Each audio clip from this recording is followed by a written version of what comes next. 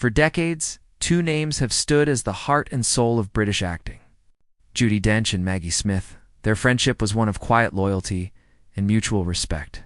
Whispered about in the corridors of theaters, admired by their peers and almost mythologized by fans. Yet, for all the years they spent side by side in the spotlight, neither woman ever truly spoke about how deep their bond went. Now, at 89 years old, Judi Dench has finally broken that silence. In the wake of Maggie's passing, she opened her heart, revealing how much her lifelong friend meant to her and how her absence has left an emptiness words can scarcely capture. Maggie Smith's journey began far from red carpets and flashing cameras. Born Margaret Natalie Smith on December 28, 1934, in Ilford, Essex. She was the youngest of three children in a modest middle-class family. Her father, Nathaniel, worked as a pathologist, and her mother, Margaret Hutton, was a Scottish-born secretary with a love for words. When war broke out in 1939, the Smiths left London for Oxford, seeking safety from the bombings. That move would quietly change the course of Maggie's life. Oxford exposed her to culture, art, and theater, the world that would soon claim her heart. At Oxford High School, Maggie wasn't loud or outgoing, but teachers saw something powerful in her. She had a natural sense for performance, a vivid imagination, and a fascination with Shakespeare's language. While others sought attention, she preferred to observe and absorb. By 16, she was ready to follow her passion. She left school and joined the Oxford Playhouse, where she learned stagecraft from the ground up. Just a year later, at 17, she stood on stage as Viola in Twelfth Night. It wasn't child's play to her. It was a calling. Her next step was the Royal Academy of Dramatic Art in London. Her competition was fierce, but Maggie's raw brilliance earned her a place. There she mastered voice, movement, and the classical technique that would define her style. By the early 1950s, she had joined the Oxford Playhouse Repertory Company, performing new roles almost weekly. The fast pace taught her discipline, sharpened her instincts, and prepared her for the life ahead.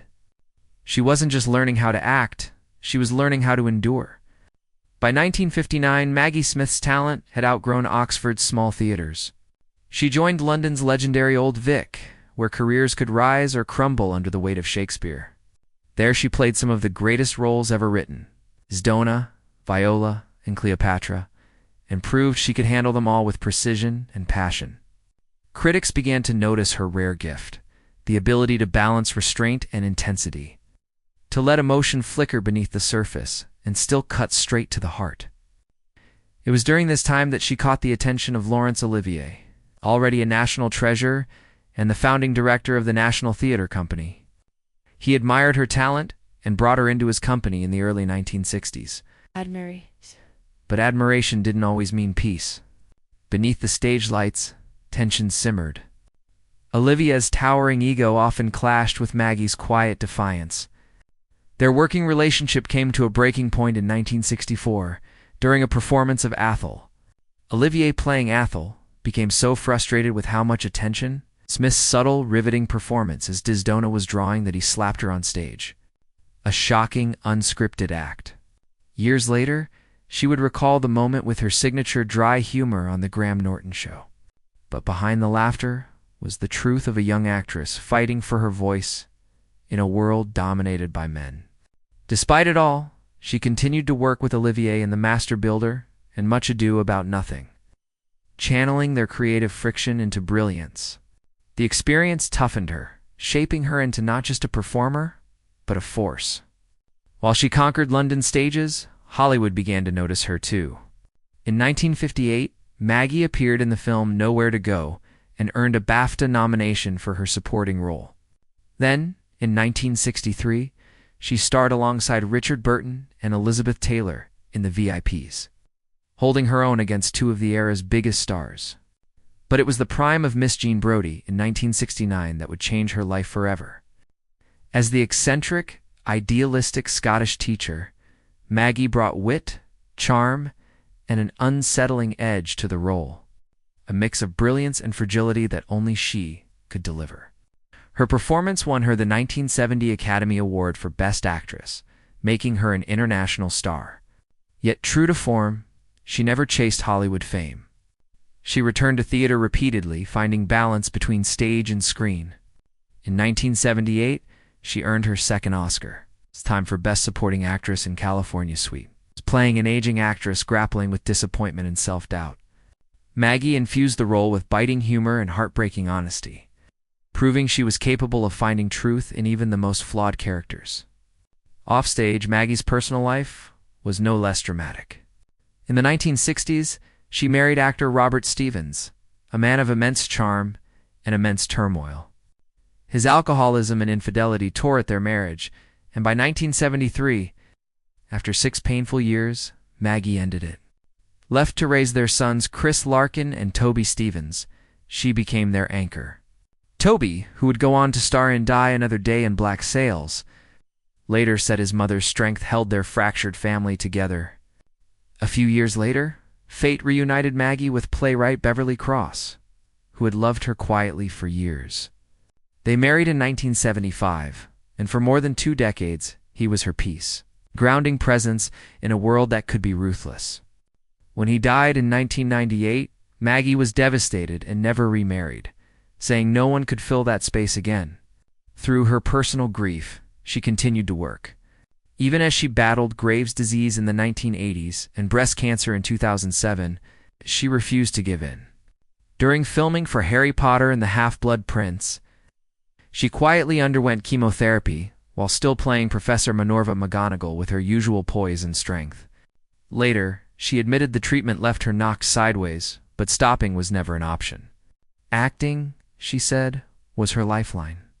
By the 2000s, Maggie Smith had already become a living legend. Yet, somehow her greatest global fame was still ahead of her. In 2001, she stepped into the world of Harry Potter, bringing to life Professor McGonagall, stern, wise, and full of quiet warmth. Across all 8 films from 2001 to 2011, she became a symbol of courage and compassion. Millions who had never seen her Shakespearean brilliance now saw her as the embodiment of dignity and strength. Then, just as one generation fell in love with her as McGonagall, another rediscovered her in Downton Abbey as Violet Clee, the Dogger Countess of Grand Anthem. She delivered some of television's sharpest, most iconic one-liners, blending biting wit with unexpected tenderness. The show became a worldwide sensation, winning her 3 Primetime Emmy Awards, a Golden Globe, and 4 Screen Actors Guild Awards. At a time when most actors would have retired, Maggie was at the height of her power, adored by new audiences across more than 100 countries. Through it all, one friendship remained constant. Her bond with Judi Dench. They first met in the 1950s at the Old Vic. 2 young women sharing dressing rooms, dreams, and sometimes even roles. Judi was warm and effervescent, Maggie dry and razor-sharp, opposites who fit perfectly together. Over the years, they worked side by side in a room with a view, tea with Mussolini, ladies in lavender, in the best Exotic Marigold Hotel.